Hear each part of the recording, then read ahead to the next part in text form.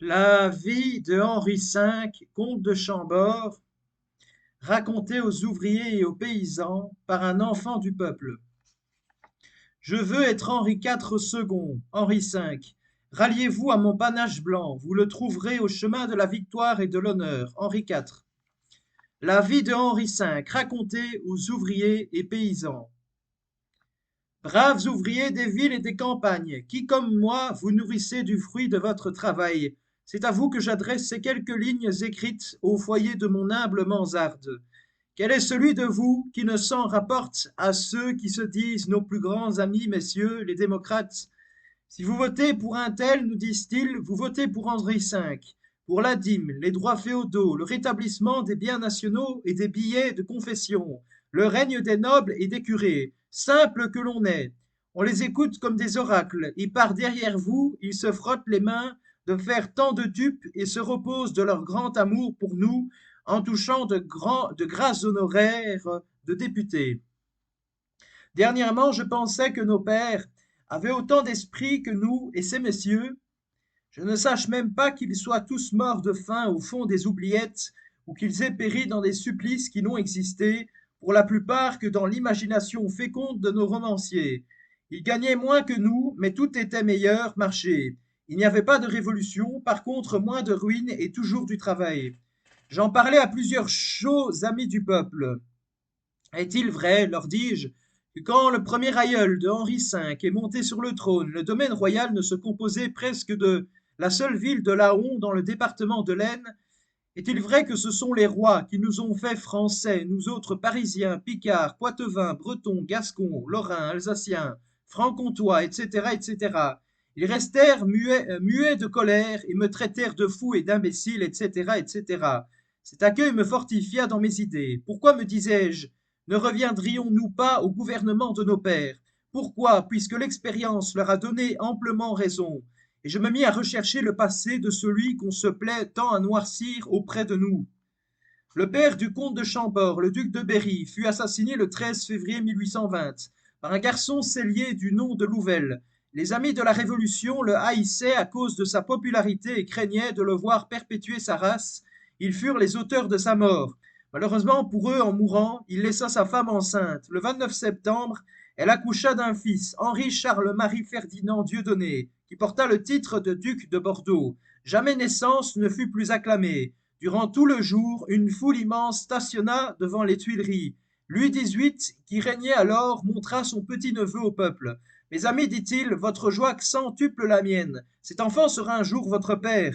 Il vous aimera comme je vous aime, comme les miens vous ont toujours aimé. Il eut des fêtes, des réjouissances, ce qui les rendit plus belles et plus populaires. C'est que les pauvres en eurent la meilleure part. 100 000 francs leur furent distribués au nom de la famille royale. Le roi prit à sa charge les mois de nourrice de tous les enfants mâles nés le 29 septembre à Paris, de parents indigents, et donna à chacun 200 francs. Il délivra en même temps 20 détenus pour dettes. Tant les Bourbons avaient à cœur de faire des heureux.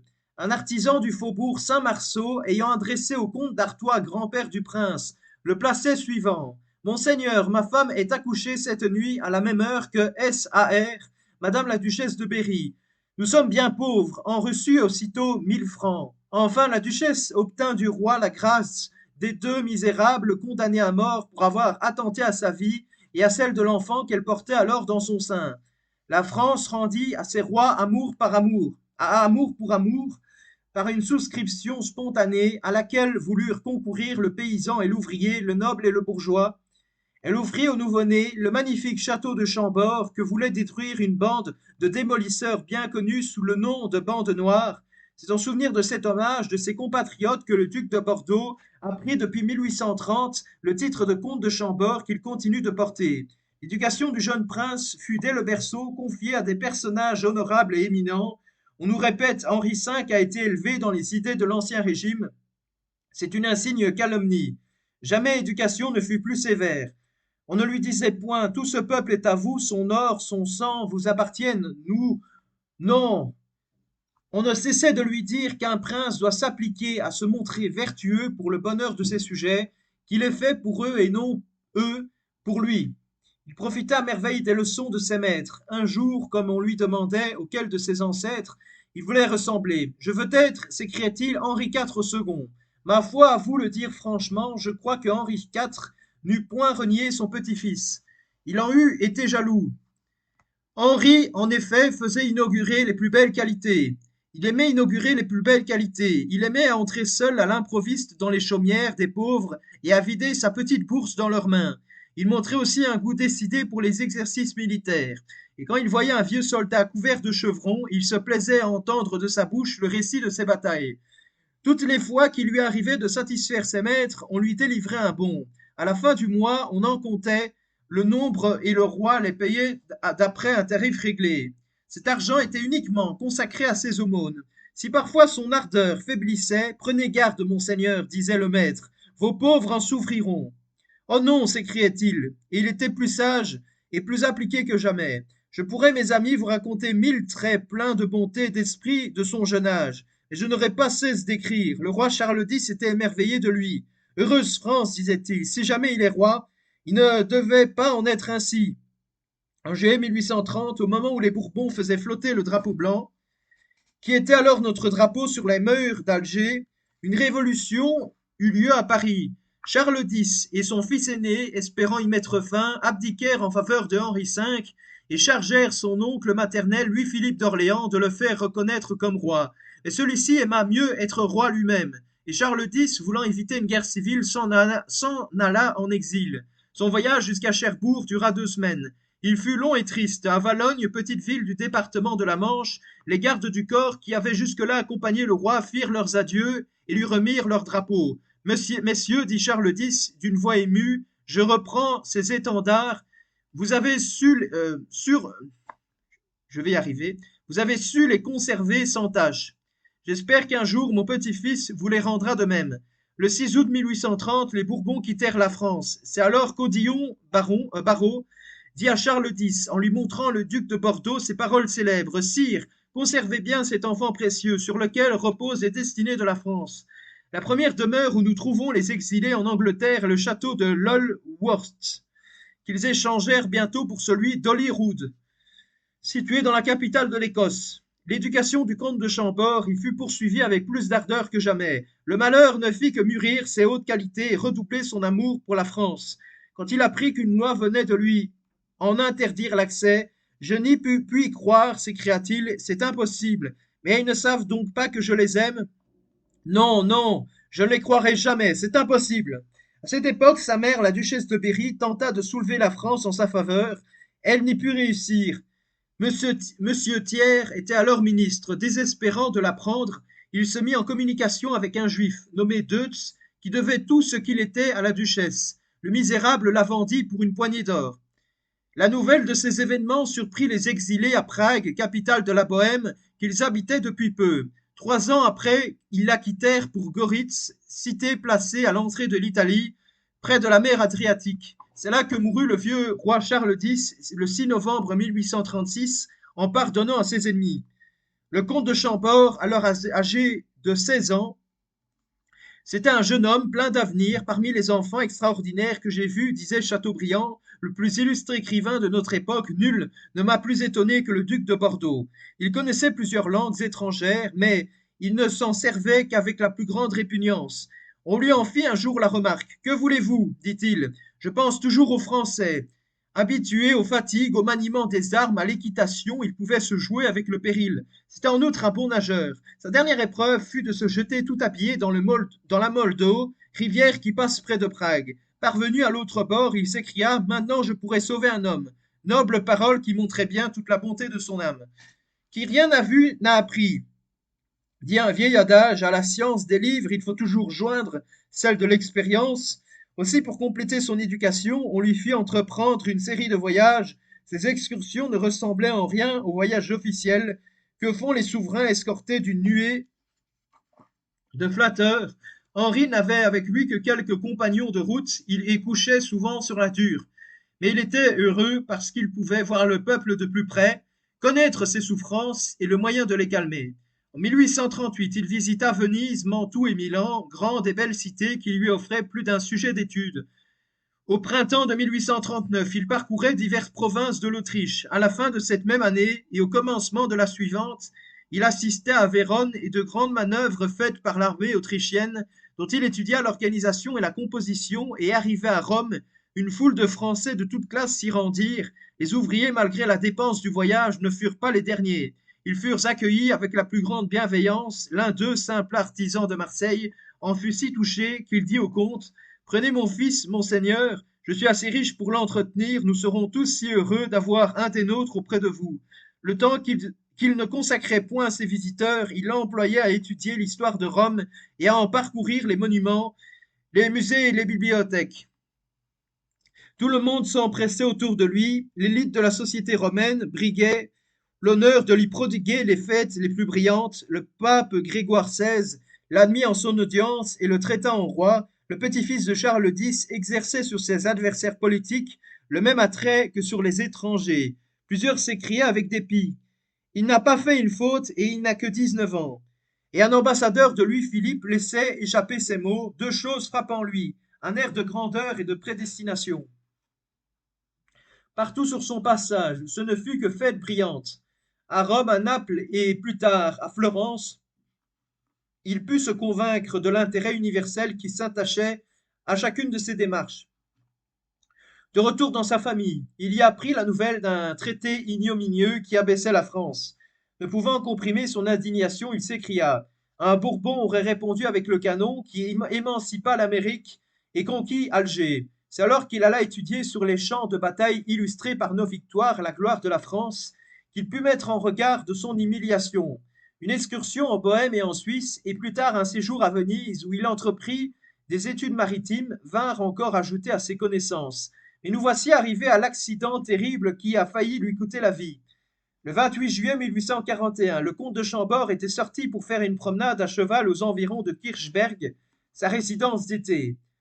En chemin, il rencontre tout d'un coup, une charrette couverte d'une bâche blanche et mobile. Son cheval s'effraie. Excellent cavalier, il veut le dompter. L'animal s'irrite, se cabre de toute sa hauteur et se renverse sur son cavalier avec une rapidité plus prompte que la pensée. Pour se dégager, ce dernier le frappe violemment du bras qui lui est resté libre.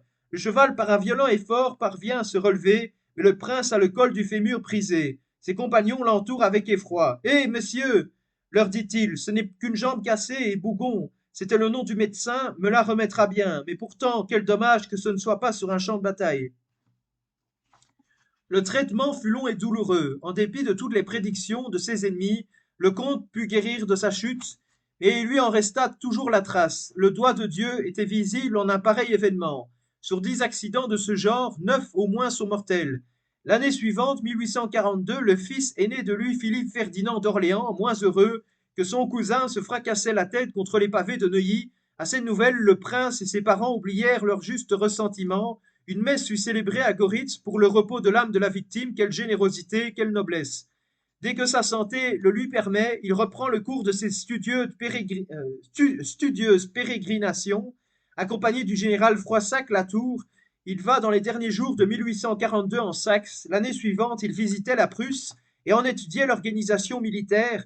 Mieux que personne, le comte de Chambord, qui a si longtemps séjourné en Allemagne, en connaît les mœurs et la constitution. Il sait quels sont les côtés défectueux et comment on pourrait la vaincre. Puisse-t-il bientôt nous donner la revanche? De Prusse, il se rendit en Angleterre, octobre 1843, visitant les fabriques, les manufactures, les docks, les musées, les bibliothèques. Rien ne lui était étranger. Il arriva enfin à Londres, capitale de l'Angleterre, et se fixa à l'hôtel de Belgrave Square. Plus de 4000 Français, le grand château brillant, à leur tête, vinrent lui apporter l'expression de leurs hommages. Cette manifestation éclatante émut le gouvernement et les journaux qui lui étaient dévoués. Toute leur colère fut impuissante et n'empêcha pas le dévouement d'ouvriers ou de paysans de se faire jour. 4 artisans de Paris vinrent en députation. L'accueil que leur fit le prince fut si cordial qu'ils en furent touchés jusqu'aux larmes. Beaucoup d'autres, ne pouvant, faute de moyens, aller à Londres, avaient voulu exprimer dans des adresses couvertes de milliers de signatures leurs sentiments respectueux. Tous ceux qui purent approcher le petit-fils de Henri IV en étaient reçus à bras ouverts, tellement qu'ils ne pouvaient s'empêcher d'en témoigner leur admiration.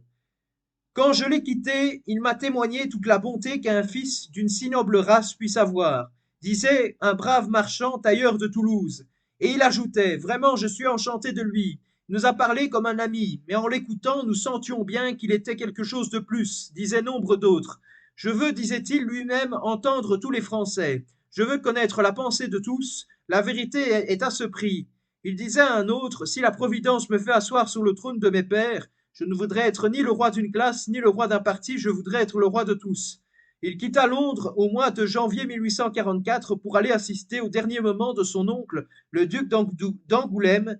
Il abandonna bientôt Goritz, qui lui rappelait de trop cruels souvenirs, et vint avec sa sœur et sa tante se fixer en pleine Autriche, à 15 lieues de Vienne, au château de Frosdorf. C'était une simple maison bourgeoise entourée d'arbres et de collines. Quelque temps après sa sœur, Louise épousait le prince héréditaire de Lucques. Depuis duc de Parme 1845, pour rappeler sur son mariage les bénédictions du ciel, elle envoya 12 000 francs aux pauvres de Paris. L'année suivante, le 6 novembre, eut lieu le mariage du comte avec Marie-Thérèse d'Este. Marie-Thérèse était digne d'un tel choix. Quelle que soit son instruction et son esprit, sa bonté et sa modestie leur sont encore supérieures. Inutile que je vous décrive la joie des amis du prince, mais je croirais faire une injustice si j'oubliais de dire que les pauvres y participèrent largement. Le comte de Chambord donna lui-même plus de 86 000 francs. Comme l'hiver s'annonçait fort rude et que beaucoup d'ouvriers se trouvaient sans travail, il organisa à Chambord des ateliers de travail pour les indigents, prodigua de nombreux secours d'argent dans les départements de Loire et Cher et de la Haute-Marne, où il possédait plusieurs forêts. Pendant ce temps, ses amis, stimulés par son exemple, ouvraient de tous les côtés des souscriptions pour venir en aide aux malheureux. La révolution de 1848 survint qui jeta sur la terre d'exil la famille d'Orléans. Le contre-coup ébranla l'Europe. À Venise, où se trouvaient le comte et la comtesse, la lutte s'engagea sur la grande place Saint-Marc entre les révolutionnaires et les troupes autrichiennes. Le comte assista avec une fermeté toute militaire à plusieurs charges, au grand risque de sa vie. Un homme du peuple fut même tué tout à côté de lui. Il apprenait à connaître la Révolution et à la regarder en face. Au mois d'août 1849, nous le trouvons à Ems, dans le duché de Nassau, non loin de cette Alsace qui vient de nous être arrachée par la force de l'étranger. De nombreux ouvriers, auxquels les républicains le représentaient comme absolutiste et ennemi du progrès, voulurent s'assurer par leurs yeux de la vérité de ses propos. Plusieurs d'entre eux, qui en avaient déjà reconnu la fausseté, ouvrirent une souscription dans le but de lui offrir une magnifique paire de pistolets. La députation chargée de les lui présenter avait à sa tête un nommé Jeanne, papetier de l'époque. Avant de partir, ce dernier introduisit dans le jardin des Tuileries, et en moins de temps que je ne mets à le raconter, il déracina un beau fuchsia, tout en fleurs, avec la terre qui l'entourait, et le fit emballer soigneusement dans une caisse qu'il emporta avec lui. Mais voici qu'au chemin de fer, les employés ne veulent pas laisser passer la plante.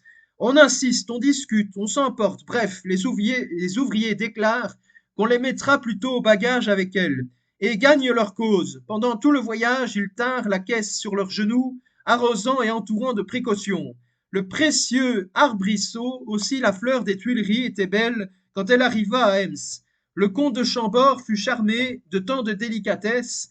Quant à la comtesse, dont l'âme était si française, elle ne pouvait cacher son contentement.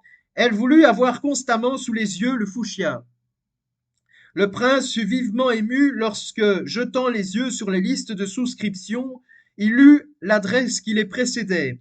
Des ouvriers de tous les États y étaient-ils dit prie monsieur le comte de Chambord de vouloir bien accepter ce témoignage de leur respect, de leur dévouement, de leur reconnaissance pour tant de bienfaits répandus sur des misères françaises du sein de son exil, ces ouvriers qui n'ont pu séduire des théories menteuses et que n'ont pu tromper les calomnies, savent tout ce qu'il y a eu de haute intelligence, de véritable amour du peuple chez le digne petit-fils de Saint-Louis et de Henri IV. Ils savent qu'avec lui seul, le travail doit renaître, la France doit retrouver la paix solide, la splendeur, la prospérité. Ils désireraient du fond du cœur porter eux-mêmes leurs offrandes à monsieur le comte de Chambord, mais ils n'ont pas les moyens d'aller à lui, puisse-t-il bientôt venir à eux. Qu'il me serait doux, s'écria le prince, de contribuer au bien-être de si braves gens et de leur prouver ma reconnaissance. Pendant tout le séjour des ouvriers à Herms, il leur témoigna le plus vif intérêt. Souvent il s'entretenait avec eux. Me voici en France, disait-il, en se plaçant au milieu d'eux. Quand le bâtiment ne va pas, disait un maître maçon du nom d'Oudin, rien ne va, car c'est signe qu'il n'y a pas de confiance, de tous les États souffrent à la fois. C'est pourquoi nous désirons tant, nous autres, que les affaires reprennent. Je le souhaite bien vivement, répondit son royal interlocuteur, et je voudrais que cela dépendît de moi. Si j'ai bonne mémoire, reprit monsieur Houdin, ça allait bien sous vos parents, et je suis sûr que ça irait au moins aussi bien à votre retour. Croyez donc que si on vous demande, ce n'est pas seulement pour vous, mais pour nous. Le prince lui répondit par un affectueux serrement de main. À leur départ, il leur adressa une lettre pleine d'émotion, d'où nous citerons le passage suivant. En parcourant les listes nombreuses qui m'ont été apportées, j'ai été heureux et fier de compter tant d'amis dans les classes laborieuses, étudiant sans cesse les moyens de leurs êtres utiles. Je connais leurs besoins, leurs souffrances, et mon regret le plus grand est que mon éloignement de la patrie me prive du bonheur de leur venir en aide et d'améliorer leur sort. Pareilles scènes se renouvelèrent à Wiesbaden au mois d'août 1850. Laissons parler ici les ouvriers eux-mêmes. Une heure après notre arrivée à Wiesbaden, nous étions chez monsieur le comte de Chambord. Nous n'étions plus bruyants comme pendant notre voyage. L'attente nous rendait silencieux. Chacun de nous sentait son cœur battre comme à la veille d'un grand événement. On nous fit monter dans un salon au premier. Nous nous rangeâmes autour de cette pièce. À peine avions-nous pris place que le prince rentra. Ce fut un beau moment. Quelle figure, quels yeux, mais surtout quelle bonté. Il vint rapidement se placer au milieu de la salle. Soyez les bienvenus, mes amis, nous dit-il. Approchez bien près de moi. Nous nous approchâmes, mais le respect nous tenait à quelque distance encore. Plus près, s'écria-t-il. Plus près encore, je veux me sentir serré par des Français. Nous l'entourâmes cette fois de si près que nous ne lui laissions que la place de son corps. Ses mains vigoureuses serraient nos mains, ses yeux pleins de tendresse étaient attachés sur nous. Il nous remerciait d'être venus de si loin. Nous ne pouvions parler, les larmes nous suffoquaient. Un de ses ouvriers se cachait derrière ses compagnons. Le comte s'en aperçoit, va droit à lui et lui demande pourquoi il se tient à l'écart. Monseigneur, dit l'artisan, veuillez m'excuser, j'ai perdu ma malle au chemin de fer. Je ne suis pas mis décemment pour me présenter devant vous, mais ne pouvant résister au bonheur de vous voir, je me suis venu espérant me dérober à votre attention. Ah, mon ami, venez donc, dit le prince, en lui tendant la main. Que me fait votre habit? C'est le cœur que je regarde.